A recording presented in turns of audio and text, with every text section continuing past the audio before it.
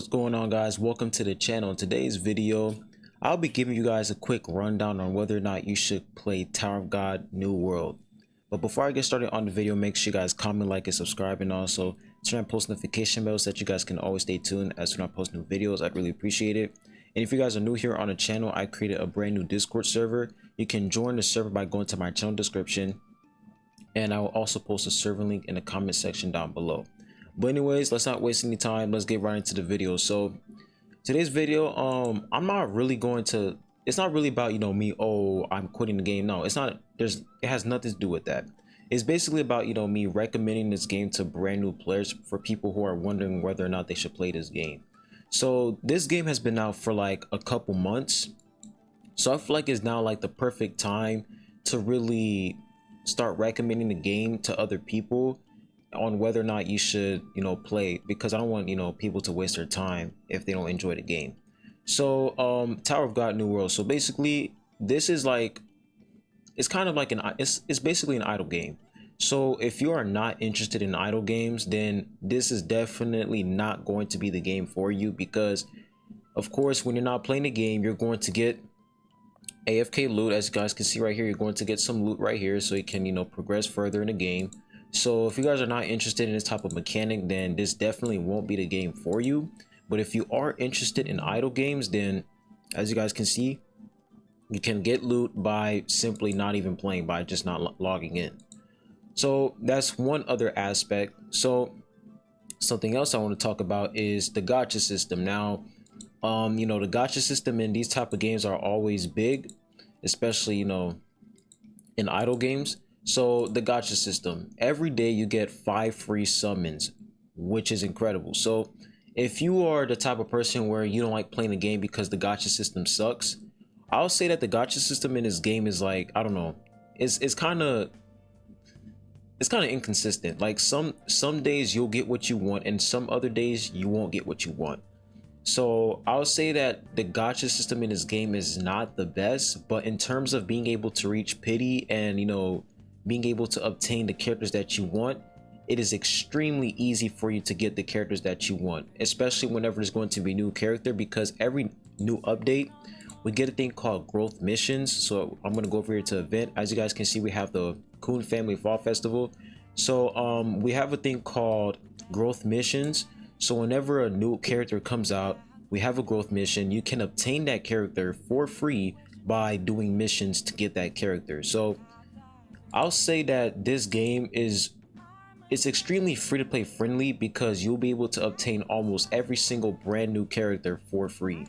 So the gacha system, the rates in this game, 50-50, but in terms of you getting the characters that you want, it is extremely free to play friendly. Now that we got the gacha system out the way, oh, and one thing I wanted to talk about was also the rate up boost. So you can basically pick 5 SSRs that you want, you put them up in the rate up boost, and you'll be able to have a higher chance of getting these characters. Sometimes the rates are still trash, but the chances are higher, so I'll say this is pretty decent. And then once you reach SSR plus pity, you'll be able to obtain a free SSR plus, and there's also going to be a rate up boost for the SSR plus once you reach that pity. So gacha system, not that bad. Here are the rates. So this is how it basically looks like. The rates are kind of sad, to be honest, but once you honestly, at this point I'm really used to the gacha system, so it's just a hit or miss at this point. But now that the gacha system is out the way, now when it comes to leveling up your characters, so the gacha system is very important in this game, because when you're summoning for characters, you get a thing called Shinsu orbs. No, not Shinsu orbs, soul crystals. You get a thing called soul crystals. So whenever you summon for a character, you get soul crystals. So when you get those soul crystals, you can limit break your characters, and you'll be able to basically make them stronger. So summoning in this game is actually important, and that's what I really like about Tower of God, because in most games, like whenever you get full copies of the character, you really don't even have to summon on that character's banner anymore. But Tower of God is completely different. Summoning will still benefit your account. It will still benefit your account no matter what, because if you're at A grade, you'll be able to limit break your characters and make them stronger, even if you don't have the characters, even if you didn't obtain the characters that you wanted in the gacha session. So I'll say that the gacha system is really tied into character progression, not character progression, but your account progression is extremely important.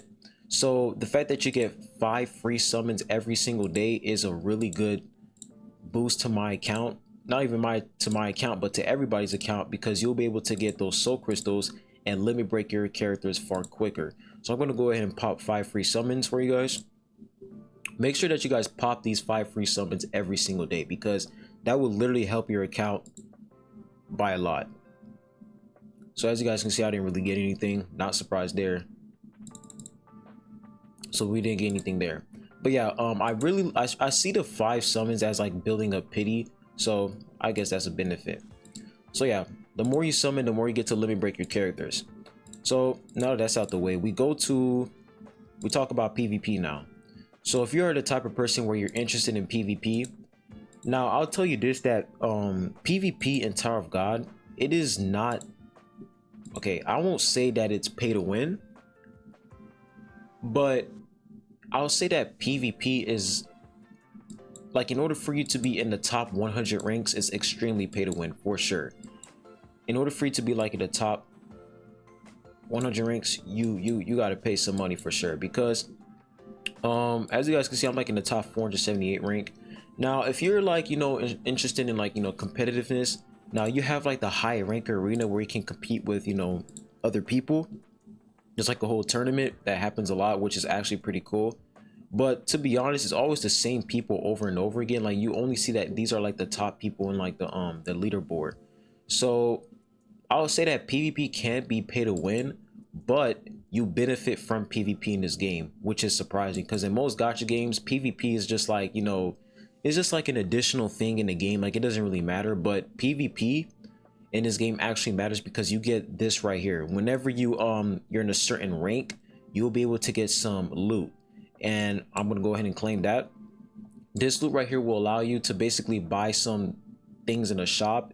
You'll be able to get some upgrade materials, which will definitely benefit your account. So I'll definitely say that PvP in this game is really important, because if you don't play, I'll say rank arena is important. Regular arena, not that much, but I feel like rank arena is really important because of these the fact that you're getting arena coins. So yeah, PvP is very beneficial in this game. I recommend you guys to even play so that you can get those arena coins. So that's basically PvP. Now when you want to test the character out, so if the character is not good, you have the opportunity to test the character in a thing called arena simulation. So basically, like in gacha games such as Genshin or Honkai Star Rail, they allow you to test the character. Now in most situations in those games, it's like you can't really test the character against true in-game content. Like you can't really test the character outside of fighting weak enemies. But in this game, you can actually test characters. You can test the characters that you want, that you don't even have, against hard enemies that will basically you'll fight in the end game. So in short words, you can test characters before you summon for them, which is actually pretty good. So as you guys can see, this brand new SSR Plus, I don't have him, but I'm able to, like, I can literally test him if I want to. So that's basically how the whole testing system works. Like you can pick which characters you want to test. You go to enemies, you pick which enemies you want to test against. I'll pick Data Zahar, Data Mashni, Evan Kel, Evan, and I'll put a Horn right here. And then once you're finished with that, you go to quick result. Quick result is basically like you basically simulate the battle instead of watching it. And you're not able to control your characters in battle. You can't control them. You can only watch what they're doing, and you get to pick what, like, when they're able to cast their skills. So that's pretty much it when it comes to testing your characters out. Now when it comes to equipment, so as you can see right here, you have equipment. These are equipments. So you can basically get equipments by, of course, obtaining AFK loot, or you can go to a thing called mock battle, and you'll basically fight this guy every single day. Every reset you're gonna fight him, and you'll be able to obtain equipment.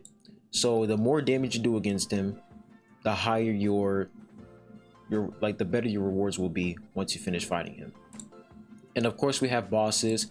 So you go to underground laboratory, you'll be able to fight certain bosses, and then once like the season ends, you're going to get rewards for fighting the boss. And of course there's going to be rankings to it. I haven't attempted it yet, to be honest, but yeah, there's like rankings to like fighting bosses, which is honestly pretty good. But looking at these people's character power, like looking at their power is just absolutely insane. Like 2 billion, yeah, I'm not beating that.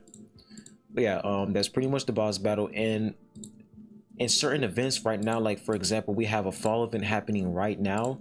So there's pretty much like boss events that are happening for exclude like limited events. So we go to the fall event and we go over here, and as you guys can see, we have the boss event, Kuna Dawn, and this guy is really difficult. The bosses in this game are actually pretty hard, not gonna lie. So I feel like the only way you can actually do high damage against these bosses is by leveling up your characters and picking the right units. But yeah, that's pretty much it when it comes to bosses in this game. It's like basically you have to do the highest damage in order for you to get rewards.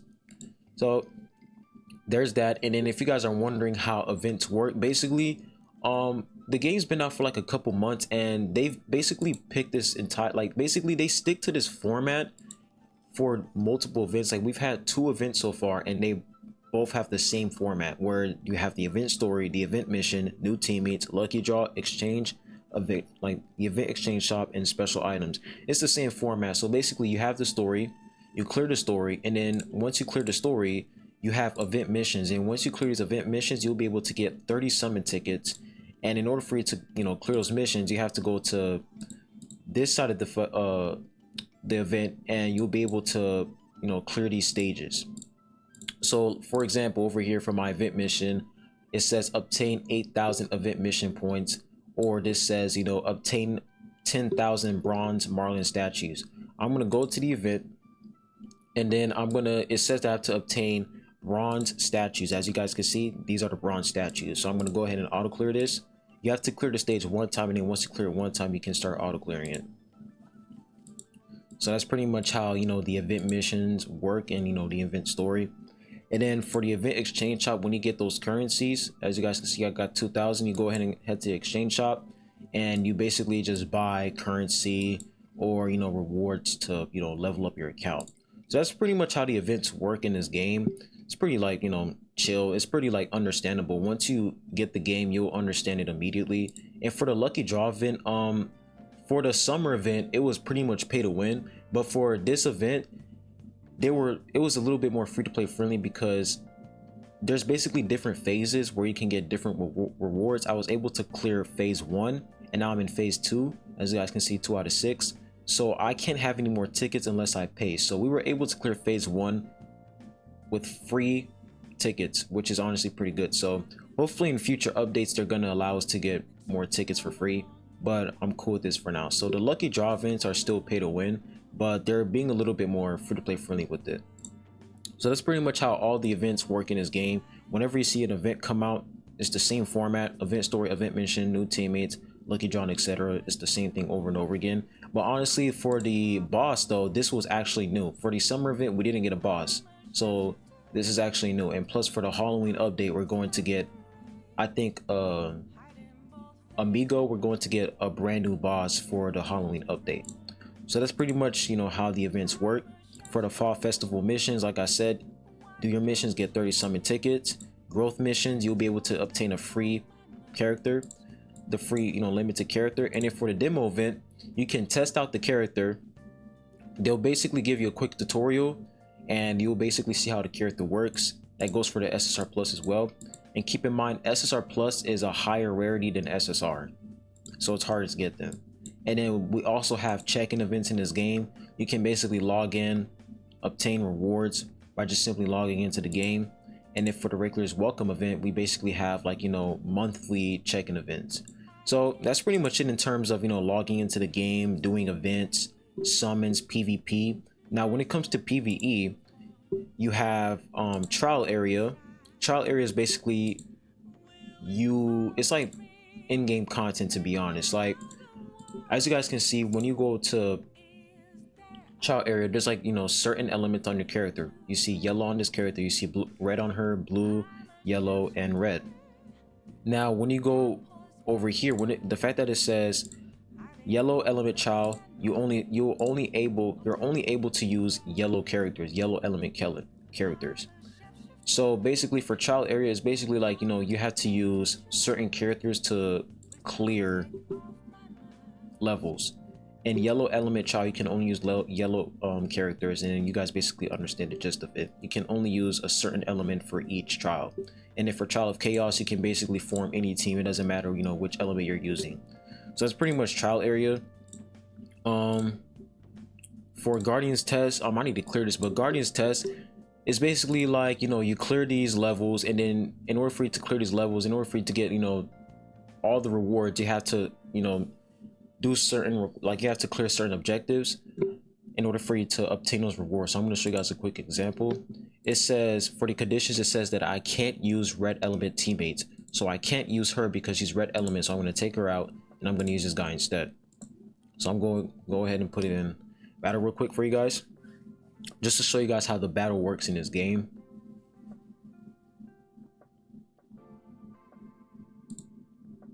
So as you can see, I put this on auto mode, and I'm not able to do anything. But if you want to have, you know, control over what your characters are doing, you can take it off of auto mode, and you can pick when you want to attack. So that's pretty much all you can do in this game. Now, if you want to have more control, then you really can't have more control other than, you know, picking when you want to use your skills. So that's what I mean by this game is like an idle game. So that's pretty much Guardians test. For conquest mode is basically like a rogue. It's like a roguelike thing. I don't know how to explain, but it's like a roguelike thing where you're like, you know, picking certain people to fight against, certain bosses to fight against to get rewards, and then you can auto clear if you want to. And yeah, I feel like that's pretty much it for conquest mode. That's pretty much it for like PvE content. And of course you have daily missions. When you do your daily missions or weekly missions, you get rewards for that.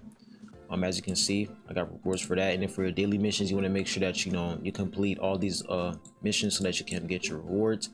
And then for adventure, it's basically you just climbing up the tower and clearing levels. I really need to work on this. Like, I need to grind this a lot. And then of course you have the story mode. Whenever you clear a certain tower or a certain objective, you'll be able to continue the story. Right now the story is just at a standstill point. Like, we can't really continue the story right now because we're waiting for them to release more chapters. But yeah, that's pretty much it. Like I said, when you're summoning, when you're getting copies of your characters, you can limit break them, and you can basically level up their skills. And yeah, so if you guys are interested in playing this game, I would recommend you guys to play it. Honestly, like I said, if you don't like idle games, this wouldn't be the game for you. But if you're interested in idle games, this is definitely the perfect time to start playing this game, because of course we're going to have a brand new event coming up in like 3 days or 4 days. So this will be the perfect time to come and check out Tower of God New World. This is not a sponsorship, by the way, guys. But anyways, I'll be leaving the video at that. Make sure you guys comment, like, and subscribe, and I'll be catching you guys on the next one. Peace.